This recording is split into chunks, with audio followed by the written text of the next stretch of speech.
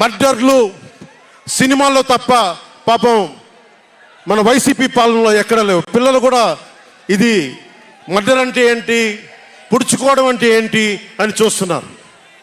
ఈ 5 ఏళ్ల వైసీపీ పాలనలో క్లీన్ రోడ్స్ ఉన్నాయని, ఉద్యోగాలు అద్భుతంగా ఉన్నాయని, స్కూల్స్ విద్యార్థుల్లో పట్టభద్రులు అయిపోయి అందరికి ఉద్యోగాలు వచ్చేస్తున్నాయని ఒకరి పగటికల్లో ఉన్నారు.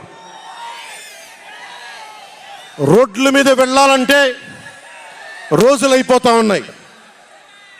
అందుకే కొంచెం కష్టమైన డబ్బులు తెచ్చి హెలికాప్టర్లు కట్టి ఇక్కడ సభాస్థల్లో దిగుతున్నాం. ఓజీలో వచ్చే రెమ్యునరేషన్, ఓజీలో వచ్చే సినిమా డబ్బులు కేజీ బియ్యం కూడా కొనకుండా హెలికాప్టర్లకి పెడతా ఉన్నాం.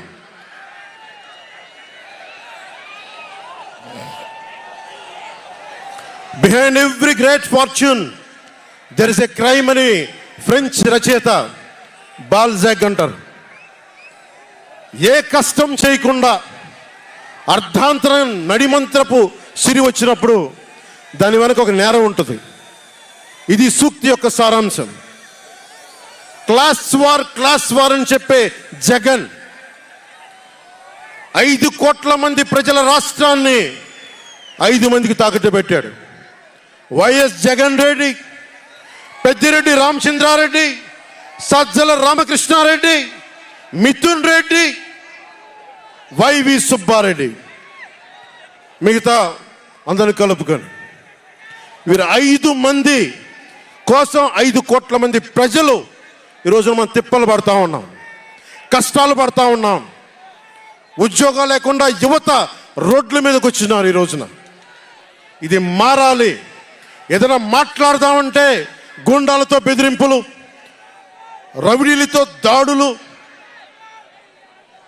ఇదే చెప్తా ఉన్నాను జన సైనికులకు కూడా. మబ్బుల్లో పరిగెత్తే పిడుగులు లాంటి మన జన సైనికులకు చెప్తున్నా,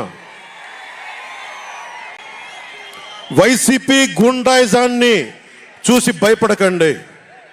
మనం ఉన్నాం. ఉద్దండుడైన రాజకీయ నేత శ్రీ నారా చంద్రబాబు నాయుడు గారు ఉన్నారు. మనం ఉన్నాం. ఈరోజు చెప్తా ఉన్నా, వచ్చే 45 రోజుల ఎన్నికల్లో వైసీపీ గూండాలకి, వైసీపీ క్రిమినల్స్కి ఈ జెండా సభ నుంచి హెచ్చరిస్తున్నాం.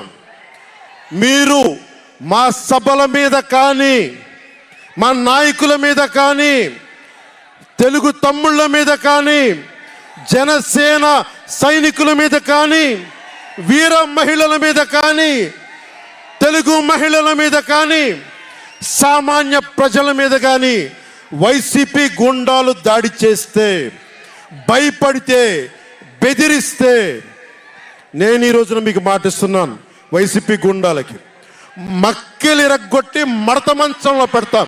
మర్చిపోకండి.